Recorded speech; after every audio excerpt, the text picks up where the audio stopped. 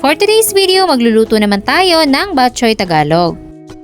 Sa mga nakakain na nito, I'm sure makaka-relate kayo sa sarap. At para naman sa hindi pa, isi-share ko sa inyo kung paano ito niluluto. Gagamit tayo dito ng 1/4 kilo ng pork kasim at laman loob ng baboy gaya ng puso at bato-bato. Tapos magpapainit tayo ng konting-konting mantika at ikikisa muna natin tong ating pork.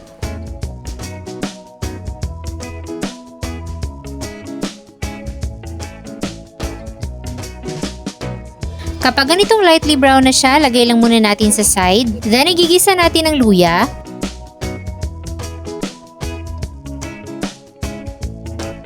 Isunod natin yung sibuyas at bawang.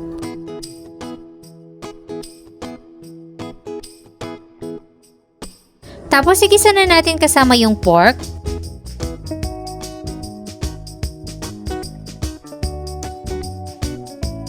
Then isunod na natin ang puso at ang bato-bato.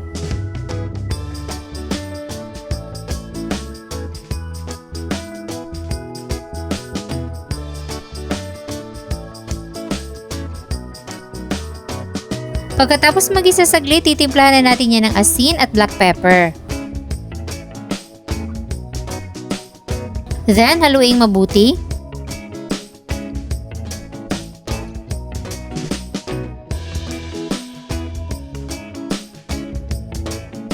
At this point, maglalagay na tayo ng tubig. Depende na sa inyo kung gaano kadami yung sabaw na gusto nyo. Para naman sa pampalasa, maglalagay lang tayo ng isang pork cube.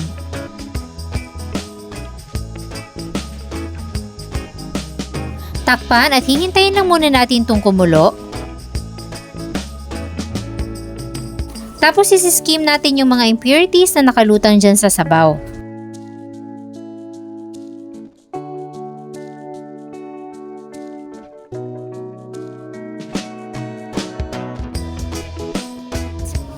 Tatakpan ulit natin yan at papakuluan natin for 10 minutes.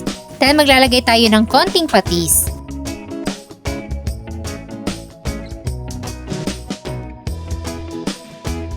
Tapos pwede na natin itong ilagay, alam nyo na siguro kung ano to. Then antayin nyo lang siyang kumulo ulit bago siya haluin. Tapos ilalagay na din natin yung ating miswa.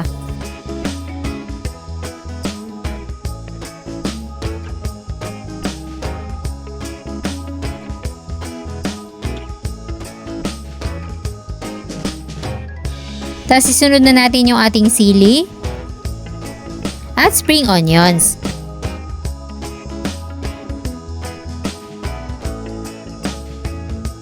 So ganun lang kadali at luto na ang ating bok choy Tagalog. Napaka-comforting ng sabaw na to at pwedeng-pwede rin to kapag maulan ang panahon. Napakadali lang ding lutuin kaya pwedeng-pwede mo tong itry. Kung interesado kang subukan to, ilalagay ko na dyan sa baba ang kompletong listahan ng mga sangkap. Sana ay nagustuhan nyo ang ating recipe for today. Enjoy!